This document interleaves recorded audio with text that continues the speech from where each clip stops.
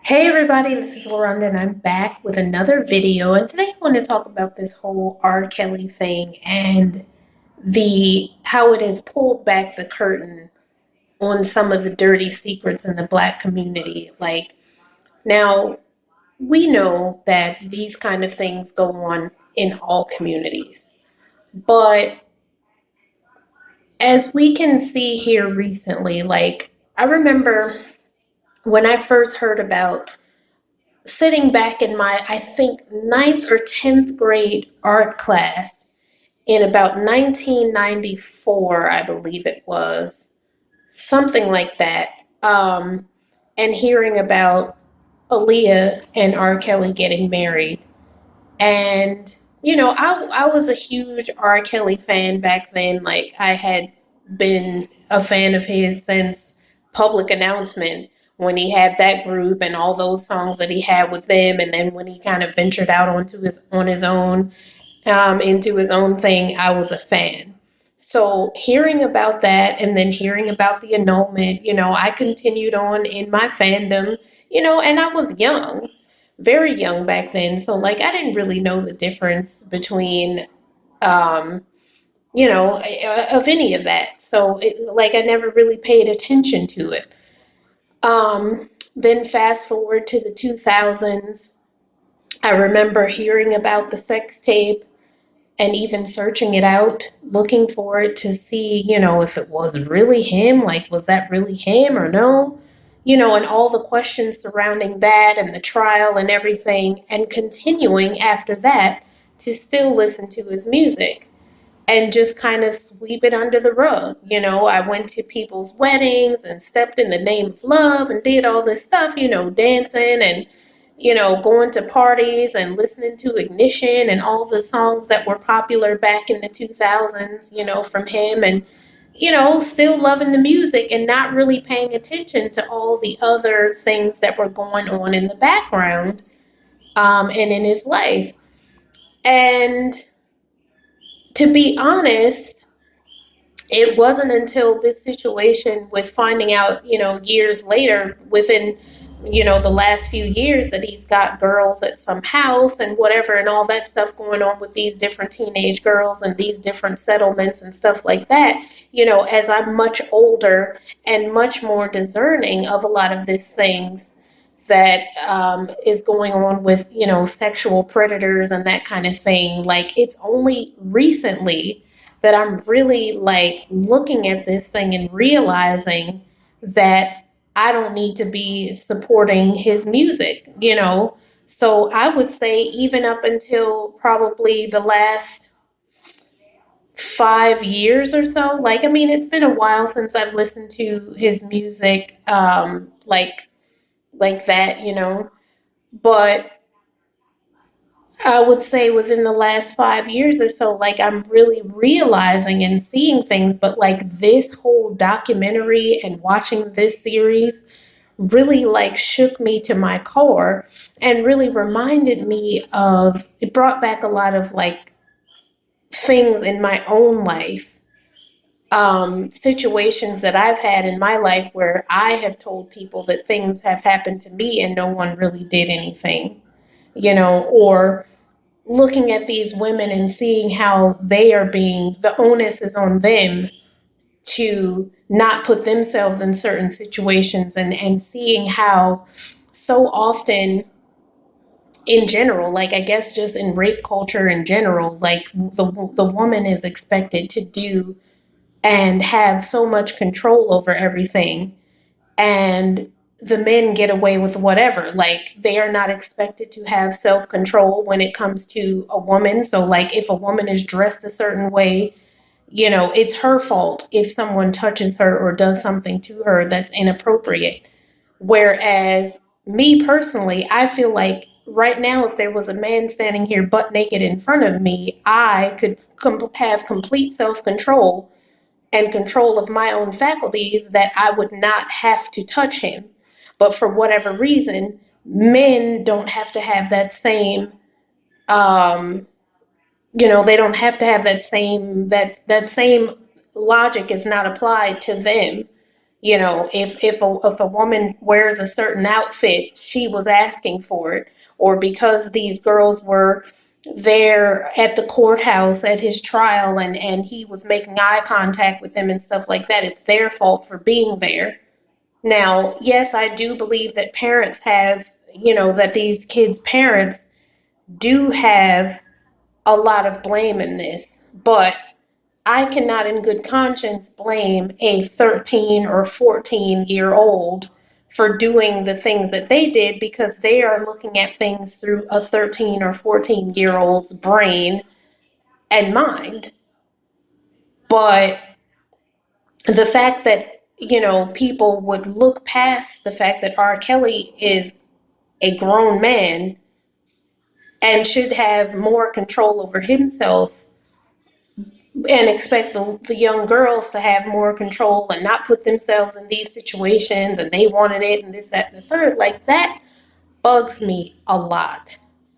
And it just reminds me of how little Black women in this country are valued, and how we are so one of the most unprotected classes of people in our country.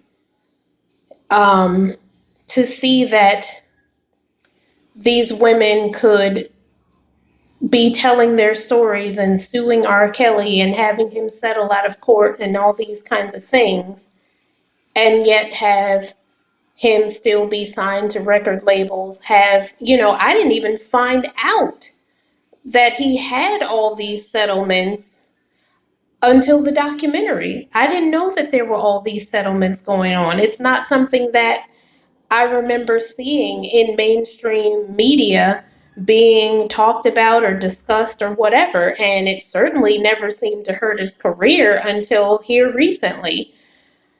So, I do feel like if this had been any other type of woman that he had been abusing, it would have gotten much more attention. It would have been much more publicized, and it probably would have hurt his career much faster than it has. But here we are, 24 years later, from what I can remember of when the Aaliyah thing was announced, finally, getting to the point where people are sort of outraged about this. And I think it has a lot to do also with social media and stuff being the way it is. Information is passed much quicker when you've got information at the palm of your hands.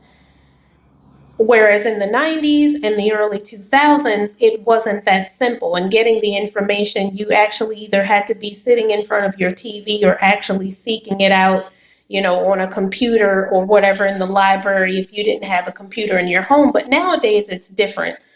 And I don't want to make excuses for the fact that we didn't talk about it as much, or that we just swept R. Kelly and all his madness under the rug all these years. I don't want people to come to this video and say, well, what about this one? What about that one? If you want to talk about Roman Polanski, he's been run out of the country, and if he sets foot back into the United States, he'll be arrested immediately. He's had to flee the country.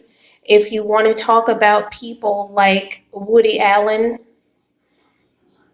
I kind of agree, but then again, look who his victim is, a young Asian woman, and they're still married. So, I don't know if he's got multiple women or multiple girls that he dealt with, but I know that there was that one woman that he eventually ended up marrying, and I believe they're still married to this day. We can't do this like, what about this one? What about that one?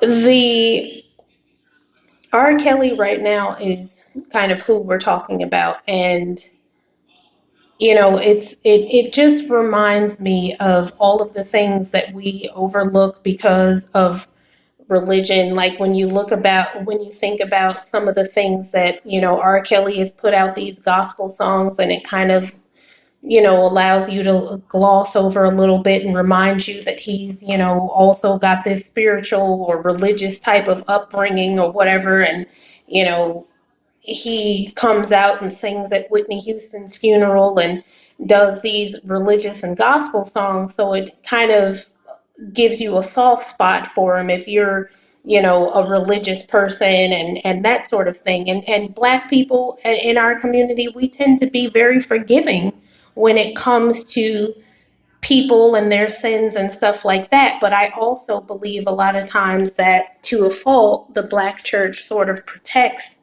some of these misdoings that happen within the walls, of the congregations, and things like domestic violence and sexual abuse and things like that sometimes get swept under the rug under the guise of forgiveness and whatever else people are thinking that they are, when these things are going on.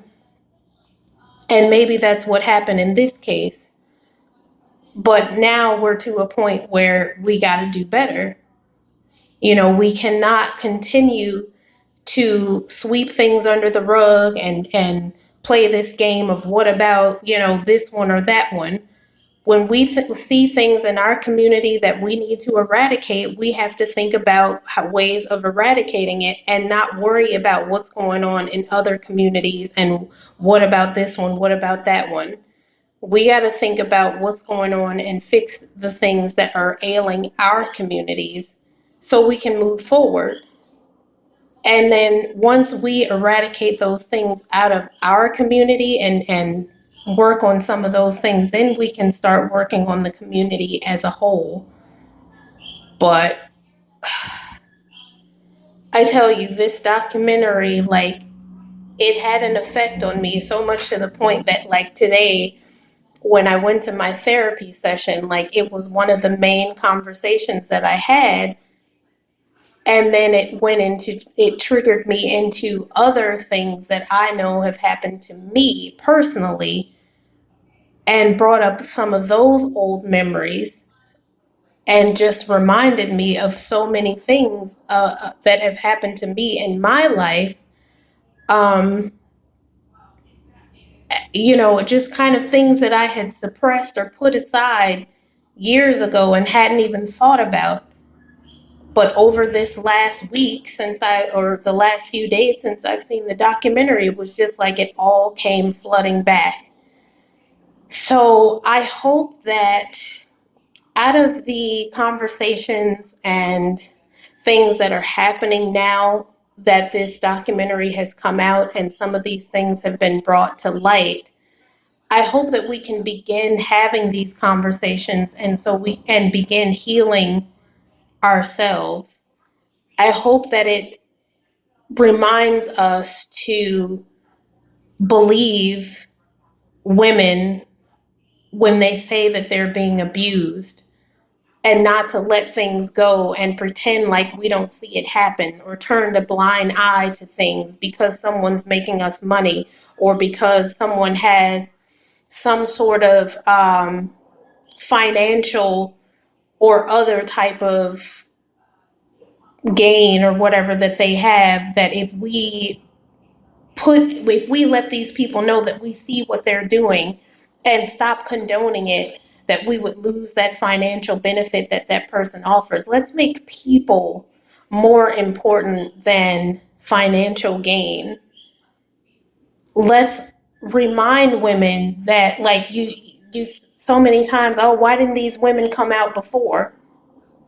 But then when they do come out, when some of these women do come out that have just been involved in relationships with him recently, still get talked about or saying that, oh, well, or we make excuses for that as well. So at what point, like, if you don't come out when it first happened, or if you do come out, like, it's like you're damned if you do, or you're damned if you don't. So I can understand the hesitation of people to come out, especially when the person that is the perpetrator is powerful, because there's always going to be people trying to tear that woman down and say that she's just coming out because she wants money, or she's just coming out because she's trying to destroy someone's career.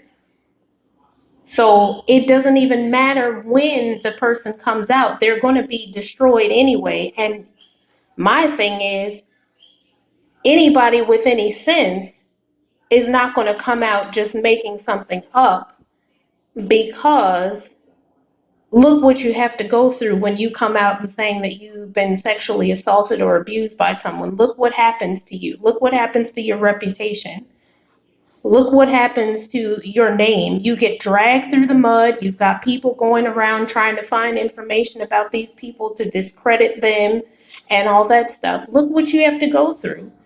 So to just come out trying to make something up, and then you get to the point where it's so many people saying very similar stories that there's got to be a grain of truth in there somewhere.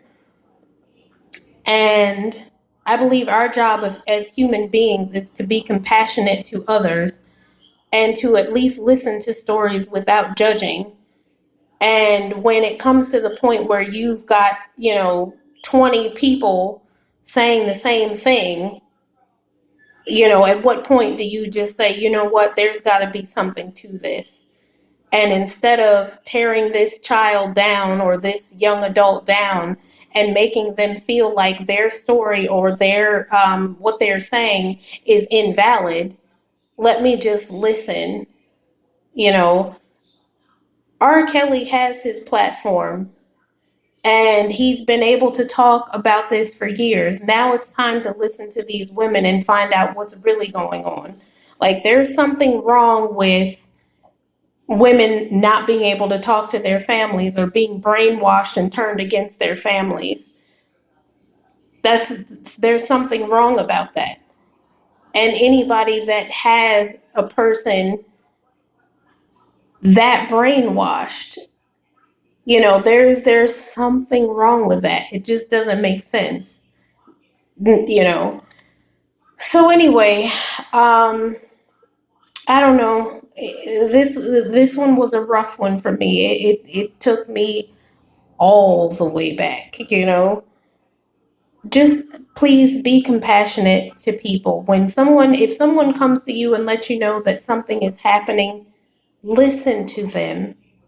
Be willing to investigate, look into it, be open, do your due diligence and all that, but don't discredit people and sweep things under the rug and pretend like it never happened. Try to protect the girls in your life and make sure that they are safe from predators and people that would prey on their innocence. Um, I think that's all that I have to say about this. Thank you guys for watching so much, and I'll see you in the next video. Bye, everybody.